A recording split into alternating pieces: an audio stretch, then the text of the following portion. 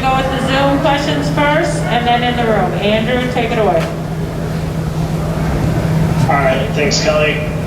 We'll start with Ben Baby. Ben Baby, you can unmute yourself and ask away. Errol, Danny said that he thought the jab controlled the fight tonight. What made that so effective, and did you expect that to be as successful as it was throughout the evening? It was just, just common sense, basically. I mean, I was a taller person. He had the shorter arms, and I always had a great jab. So that's what we was working on. I used the jab, setting everything up with the jab, and basically just outpointing him. That's, I think, I did well using my jab. Dennis Lewis would be really proud of me. I think Dennis Lewis would be really proud of me using my jab like the way I did. Right. I think a lot of folks are wondering how you were going to take a punch after the accident. Is there one tonight that maybe you were proud of how well you were able to respond? No, because I had a 10, 12 week, training camp where I was sparring. So, I was taking punches in sparring, so I wasn't, surprised. I was taking a punch in the fight because, it was, something that, I've been taking, so I wasn't surprised at all, and I always had a great chin. All right, we'll take our next question from Jeremy Heritage. Jeremy, you can unmute yourself and ask a question. Hi, Errol. Congratulations on your victory. How would you appraise your performance? How would you rate yourself? I give myself a B. I think I had a little bit of ring rust in there, but I think I was just in such great shape and had a great training camp and took everything serious where I can overwhelm. I can just not be discouraged by me having ring rust and things like that. So I feel like just working my jab and using my angles and boxing was the best move. That's what I basically did. As far as your performance in this fight, and as far as what you see moving forward for the future, obviously everyone's talking about Terrence Crawford. Is that a legitimate chance of happening, or do you guys feel like you're miles and miles apart? I'm not thinking about that. I'm thinking about, seeing my kids tomorrow and chilling on my ranch and finally riding my horses after 10, 12 weeks and, just chilling out and eating some good food. So we'll see what holds in the future. But right now, just to enjoy myself. I had a long year and a half, to come back and, work hard, train hard, and just was 120% focused. And I'm gonna wind down for like a week or two until I get back on the ball. All right, just a reminder to media on the Zoom, please raise your hand if you'd like to ask a question. We'll take our next question from Keenan Atchison. Keenan, you can unmute yourself and ask your question.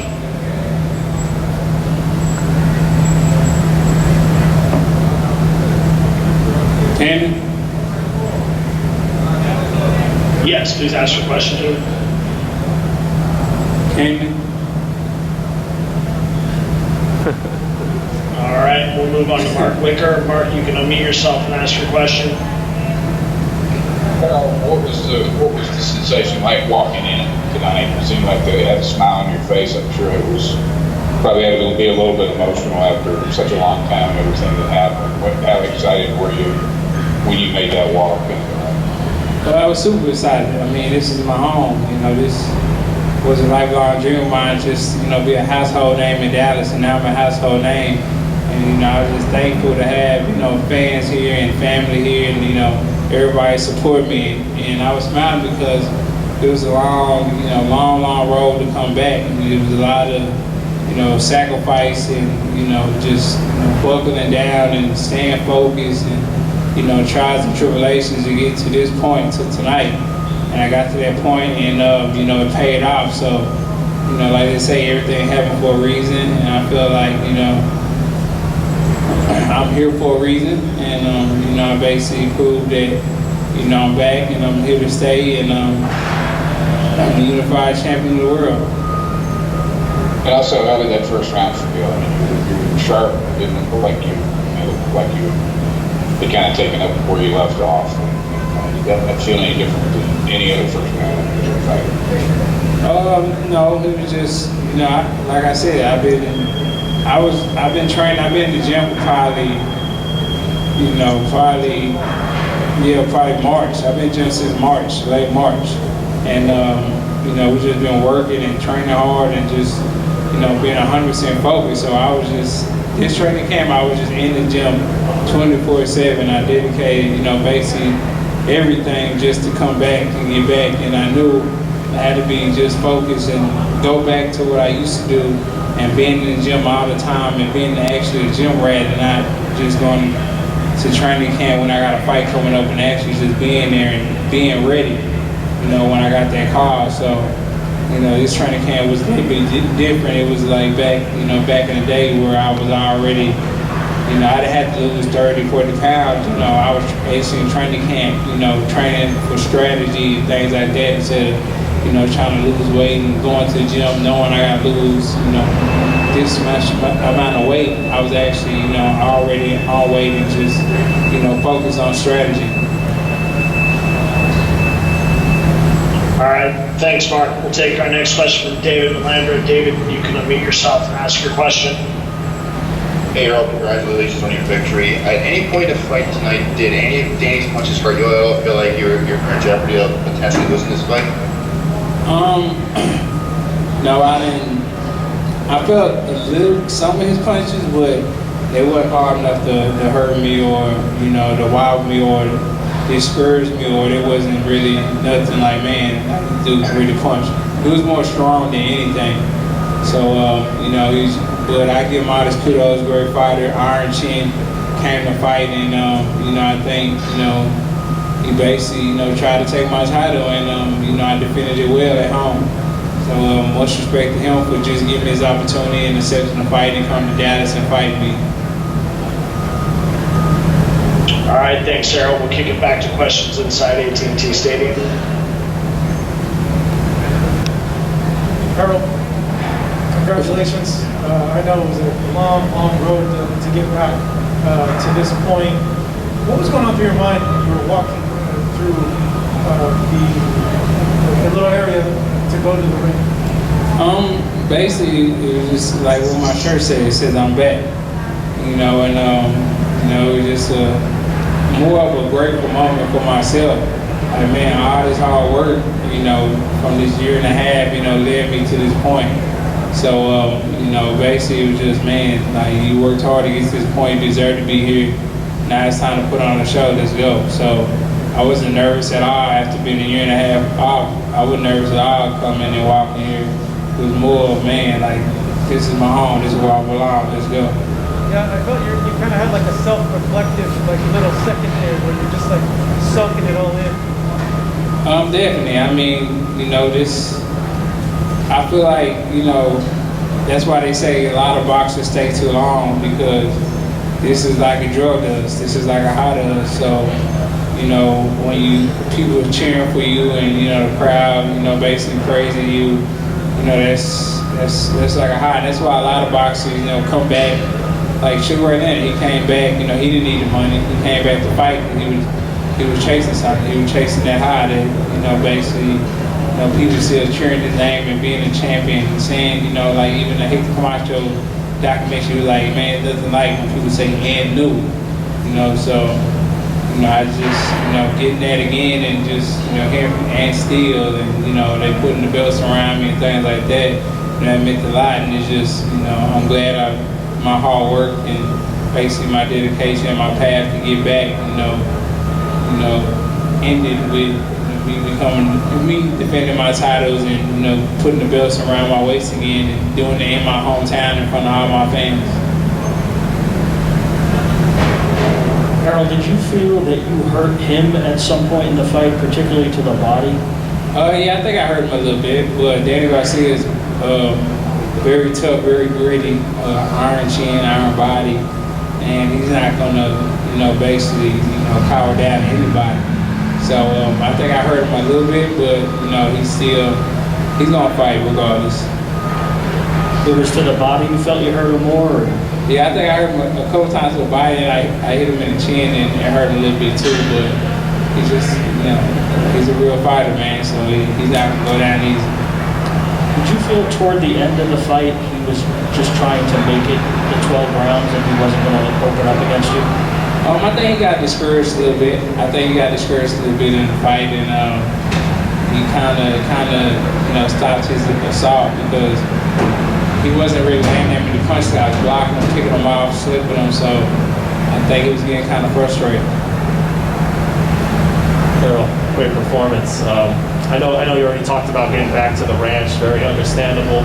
But what did you think of Terrence showing up ringside? Do you think that helped build some buzz to make it a big fight?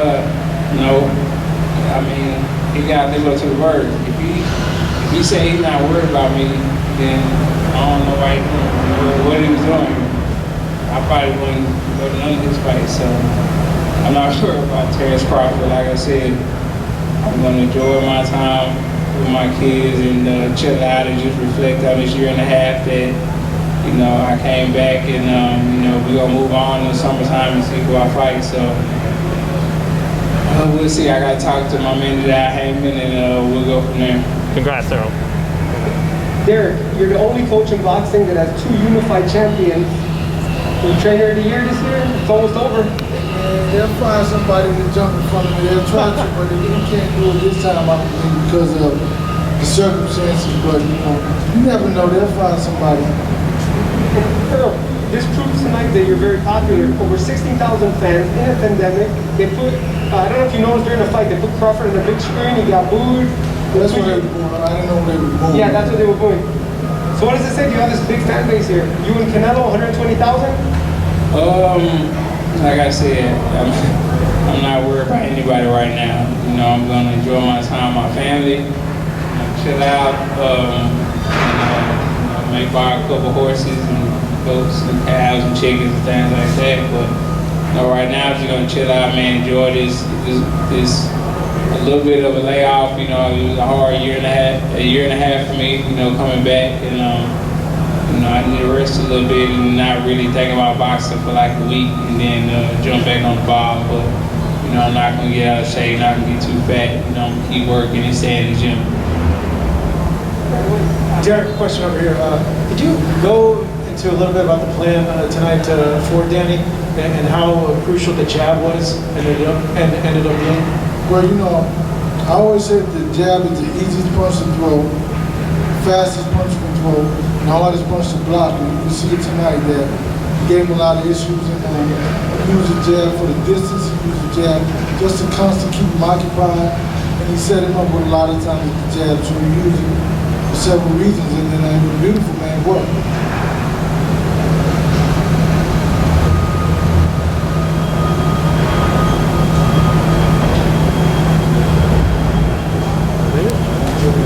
Derek, in an ideal world, you being Errol's trainer, how quickly would you want to see him back, and what, I guess, what more do you want to see out of him? He said he gave himself a B. Would you give him that rating too, or do you think he performed pretty well here? Nah, man, I give him an A+ just because he was able to be consistent. You know, I think that it's very difficult because that's what Danny Garcia's strength is in the complacency of the fighters. Fighters get comfortable, they get complacent, and catches a really good shot. So myself, I would give him an A only because of the fact that his level of consistency. I didn't like when he was kind of dropping his hands a little bit, and I kind of told him, but at the same time, I mean, that's when he's at his strength because people get comfortable. And, you know, I think that I don't necessarily, you know, that's not my thing to see whenever I want him back in the ring. I just want him back in the gym in a couple weeks, 2 or 3 weeks. But other than that, I mean, that's not my deal. I think that he needs to rest. He needs to get everything that's in. He's gonna be sore as heck tomorrow, man. The muscles and sore. We need to listen. Sue said she wanted to see him too, but he's gonna need a massage or hot, whatever. But I think that, you know, maybe in the next 2 weeks, 3 weeks, he'll be back in the gym. Just keep it rolling, man. Hey, Errol, I think it was toward the end of the 11th round. You looked down at the canvas. I couldn't really see what happened. Did you lose your mouthpiece? Is that what you were looking down at, or what? Oh yeah, I lost my mouthpiece. And we have one more question on Zoom from Calvin Watkins with the Dallas Morning News. Calvin, go ahead.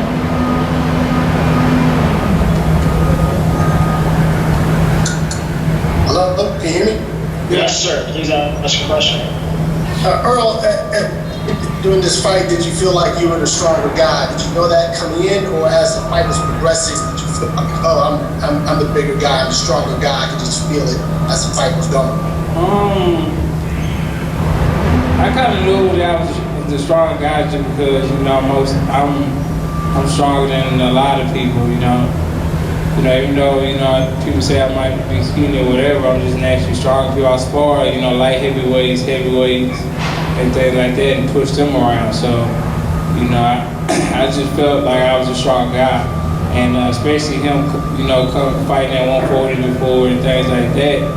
And I was already bigger than him. I felt like I was bigger than him. I'm taller than him. My arms are longer than his. So, you know, I just felt like, you know, he really couldn't do nothing with me. He was fighting on the inside and outside. So I just felt that, you know, I held all the advantages. And, you know, before this fight, just watching him fight throughout the years and, you know, watching my fight, I just felt I had a better arsenal than him.